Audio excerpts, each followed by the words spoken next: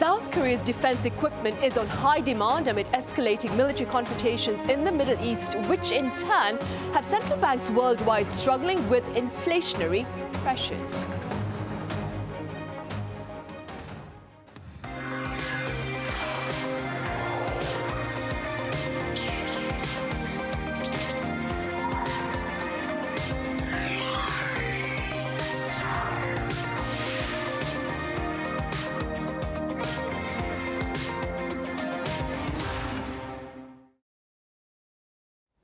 Hello and welcome to Press Perspective for this Tuesday, March 31st here in Seoul. I'm Min Sun-hee. The military conflict in the Middle East appears to be boosting demand for South Korea's defense equipment. We have more on this reality as well as other related repercussions today. That being said, I have Celio Fioretti with French daily Croix here in the studio. Celio, welcome back. Glad to be here. I also have Ruy Valdes with Spanish news agency EFE Spain. Ruy, it's great to have you with us. My pleasure. Celio, we start with you. Let's begin with details about recent media coverage about South Korea's defense equipment amid the unrest in the Middle East.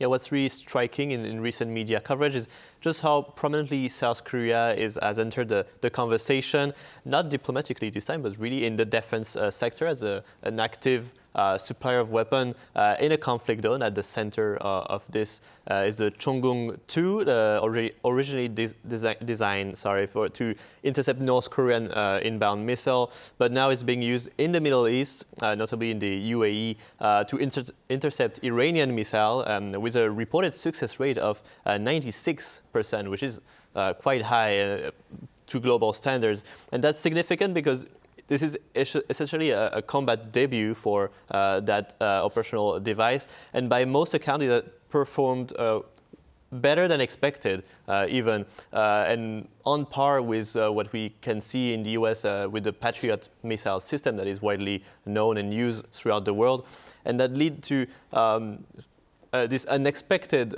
performance lead to some question and why and how Korea can be as successful and be a rival to US companies in defense industry. The key point is the price and the speed. That is really unique factor in Korea.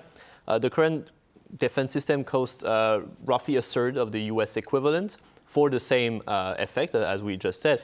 And for countries that need an urgent supply of weapons, or countries that are less financially rich to afford those US missile systems, that is quite interesting. And we've seen in Europe a lot of countries in Central Europe or East Europe, like Poland or Czechia, buying Korean systems because it's cheaper, and also Korea, because of its being officially still in an active conflict with North Korea, need to have an output of weapons on a daily basis. And so Korea defense industry can actually supply quite fast the demand of other countries. So I think that's really how Korea can take an edge on the other defense industry, the US, the French one even, by having something cheaper than what the competition proffers and delivering faster. Right. Ruy, according to the Stockholm International Peace Research Institute, South Korea is the world's 9th largest arms exporter as of the year 2025, accounting for about 3% of the global market. What has been shared about the advantages of South Korean arms? Well, very much in line with what Celio presented. And also complementing what you mentioned about South Korea being the 9th largest weapon supplier. President Lee Jae Myung recently said they want to make it top 4 by 2030, and with the results that the companies are showing and the current geopolitical situation, it doesn't seem like a crazy idea for this market to expand, this industry to expand. Well, I think Celio already kind of mentioned the advantages, but I will put them in a nutshell. The advantages that many clients see is cost effectiveness as a key advantage, high performance and accuracy. Apparently, with this MSAM or the Chongung-2, getting levels of 90 or 96% of accuracy already tested in combat. And the fact that the United Arab Emirates, even after using them to block some apparently Iran attacks, they're asking for more of these systems. Another indicator of the success of this industry is that if we take the stock market value of the main company main company that produces Chongqing 2, which is LIG Next One, they have jumped comparing since one day before the war started to today, around 20%. And if we consider that Kospi was around 6,000 points before the war, and now it has drastically decreased almost to the line of 5,000, this means that this company has stayed quite strong, even though this downward strong tendency in the overall stock market. So yeah, that would be, in general, the advantages presented by these products. Right. Celio, South Korea has also begun rolling out homegrown fighter jets, and President Lee Jae Myung has highlighted the country's strength to defend its own skies. How significant is this particular reality, keeping in mind the current tensions worldwide? Well, this is actually quite significant, and timing really matters here, as we said. With that context, geopolitical context, South Korea just rolled out its homegrown fighter jet, the KF-21 Borame, and President Lee Jae Myung is framing it as about defending national airspace with local technology. The project has been going on for quite some time now, and we're finally seeing it fly. Now, in the current global context, especially with the Middle East tension right now, that carries three major implications, I would say. First, it's about strategic autonomy and Korea being able to defend itself by its own technology. Korean Army has been depending for a while on the US airplanes like the F-35, and the KF-21 doesn't seem to replace that entirely, but to be a complementary resource and reduce dependence on American systems, and to create the beginning of a Korean-owned platform for future projects in aircraft. Second, it comes at a moment where airspace security is really important, as we see now in the Middle East. There's no troop yet on the ground, but it's all about planes controlling the airspace, controlling the security. We see Israel with the Iron Dome in the capacity to intercept Iranian missile, for example. So having a strong airspace security is really vital now for countries. And third, there's clearly, as we mentioned before, also an industrial angle and geopolitical angle, because if the KF-21 show success in its operation, that could be also sold to other countries, and still with that aspect, with Korea having a cheaper option with the same success rate, accuracy, being a strong competitor to American aircraft industry. That could be also a really good point for Korea to become the fourth largest arms exporter in the world. So the timing here is really interesting to launch the KF-21 right now in Korea. Right. Ruy, South Korea's defense startups, I understand, they've also been receiving quite a bit of global attention for their innovative approaches to defense. Could you tell us a bit more? Yes, well, the interesting thing is that the increase of demand has not only been limited to the big firms. There's also startups reporting quite significant increases in their production. Bloomberg did a very complete piece on the value of these companies. They point out that the sector of defense startups in Korea, it's around valued around $30 billion. And they point out that startups like Pablo Air that developing one-way attack drones, similar to what Iran is using right now, called the Shahed series. And that the company aims to produce up to 30,000 drones annually starting next year. This is, of course, as a result of the demand and the geopolitical situation that they have reported this augmentation. And another film that is mentioned in the article is Nerd Lab, is working in anti-drone systems and has already secured international contracts. This is not only observed internationally, but also internally by the government. The government is backing these startups for innovation. It plans to foster 100 of them by 2030 in different ways. And the goal of them is to move from a system dominated only by the large manufacturers to a broader ecosystem that includes these smaller or new emerging industries. There's also, usually we also did a piece on this, there's new players that are outside of the defense sector. For example, the gaming company Krafton partnered with Hanwha Aerospace to combine AI and software with defense manufacturing. This is not new, but it's also caught a lot of attention recently when gaming companies find ways to apply their technologies to the defense industry. Overall, what we can see is that these startups, of course, are promoted by the current situation in the Middle East and in Ukraine and the whole geopolitical state of the world. And it seems that they're innovative also and cost-effective, just as we were talking about the big companies. All right. And with regard to the turbulence across the world, Celio, defense discussions have also been a very big part of diplomacy in recent times. Can we expect such talks to take place between President Lee Jae Myung and French President Emmanuel Macron when they meet here in South Korea later this week? Yes, I think it's very likely that defense will be part of the conversation between the two heads of state. Actually, there's already strong signal pointing in that direction.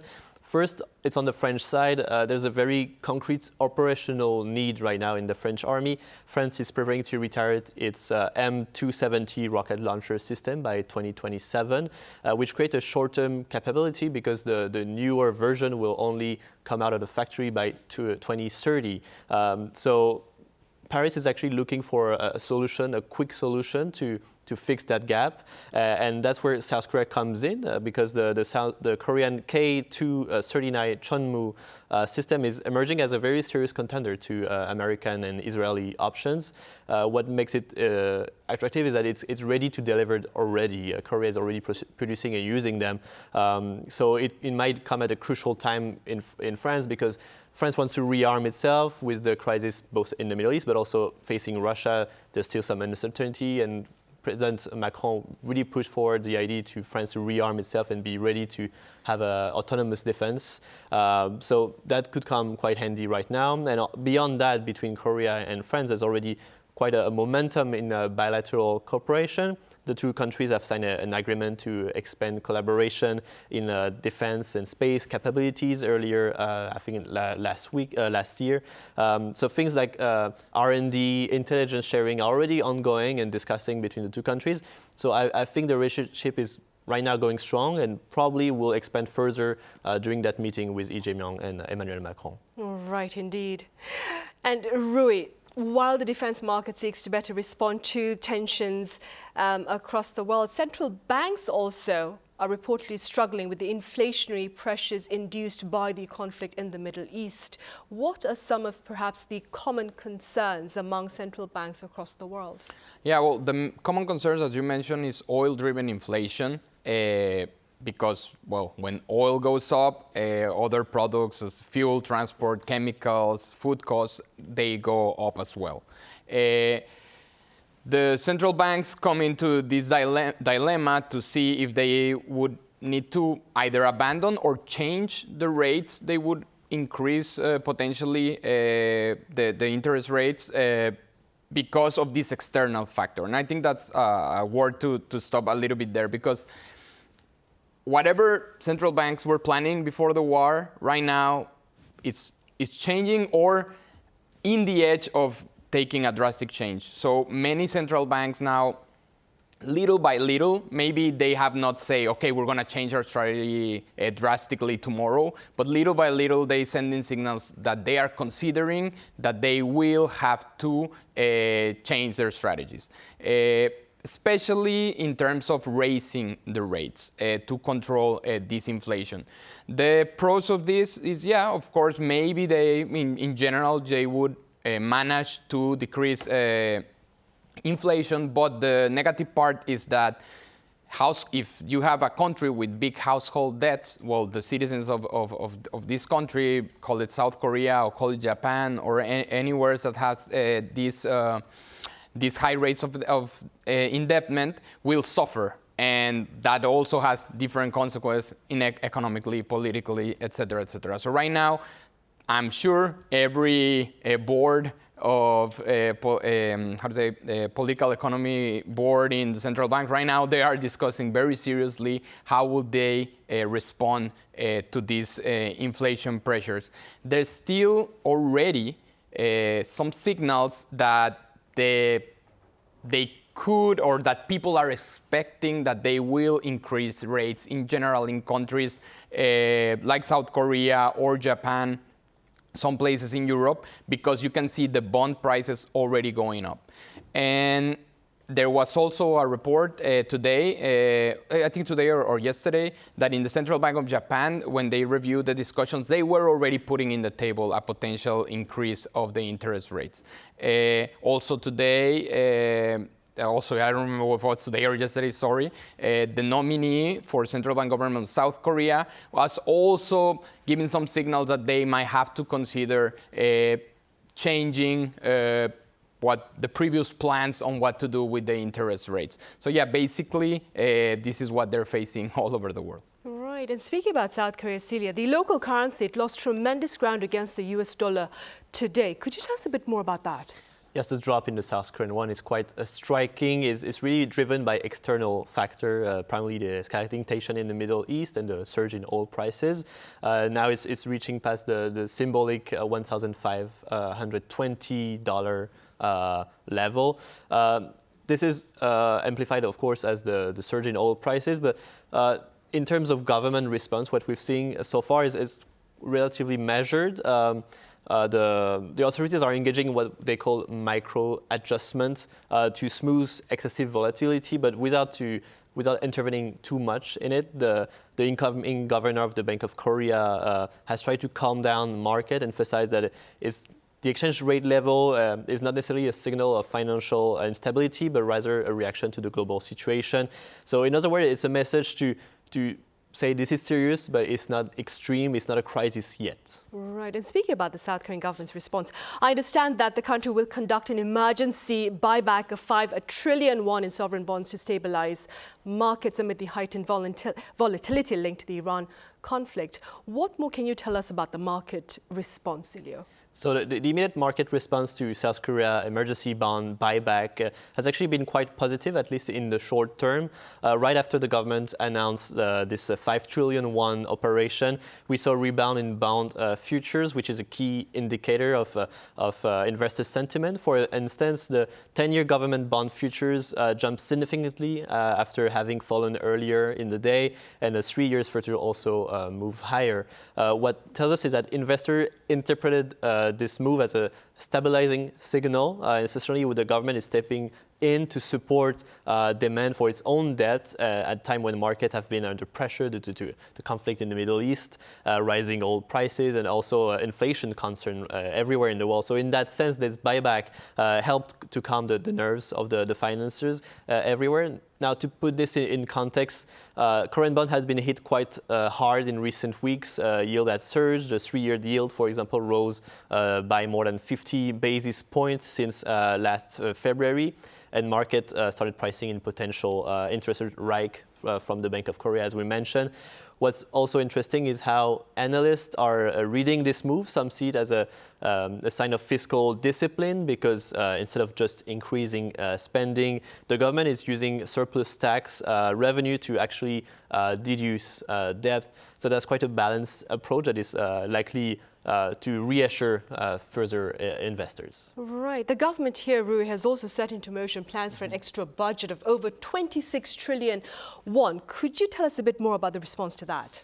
Yeah, well, the response of the government of President Lee Jae Myung as an urgent action approved today, the cabinet approved today this budget. It's around 17.3 million, equivalent to 17.3 billion US dollars. The plan focuses on direct support for low-income and vulnerable groups. Measures include energy vouchers, discount on food products, and support for rising fertilizer costs, and some steps to stabilize petroleum supply and expand reserves. Yesterday, they were talking about 25 trillion won. Today, it was adjusted to 26.2. Why? Because they will also add direct cash transfers to people in the lowest, let's say, in the lowest strata of economic income. This will be cash transfers of around 100,000 and 600,000 won. It's important to notice, of course, these measures at least are under the logic that when we have a crisis or an energy crisis, the first ones who's going to get the hit, or the ones that are going to feel the hit the most, are the most vulnerable groups. So you have to do something to at least mitigate these effects. Again, as we discussed before in the program, these are all measures to, as I mentioned, mitigate, but they are still not solving, or they are trying to solve the real root of the problem, which is getting oil supplies or gas supplies or energy supplies either by alternative routes or by pushing Iran to open the Strait of Hormuz. But at least what this measure expects is to at least postpone or try to reduce this impact while trying to resolve the more important issue would be getting enough energy supplies. What people are interpreting, or the state of the mind of people, you can see in the consumer confidence, which dropped to 107 in March. This still means that there's more optimistic people than pessimistic people, but it's the sharpest fall over a year. In general, when they ask people about the future expectations on inflation, on economy, they seem to be still quite worried. Of course, everything related to the current war in the Middle East. And so linking it a little bit with the previous question on what the central banks are discussing, what you can see in the bond prices, when you can see in certain stocks, well, yeah, it seems like right now, the average people, the general people don't have the most optimistic forecast in a sense in terms of the cost of life and other factors. And well, at least the government is responding, and we will have to see if it's enough. You're right. The government here has called for preemptive measures to ward off, that is, the fallout from the unrest in the Middle East. All right, on that note, we'll end today's discussion. Ruy, as always, thank you very much for your time and your thoughts. Thank you, Sun-hee. Celio, thank you very much for your insights. Right, on that note, we end this edition of Press Perspective. As always, thank you for watching, and do join us again same time tomorrow.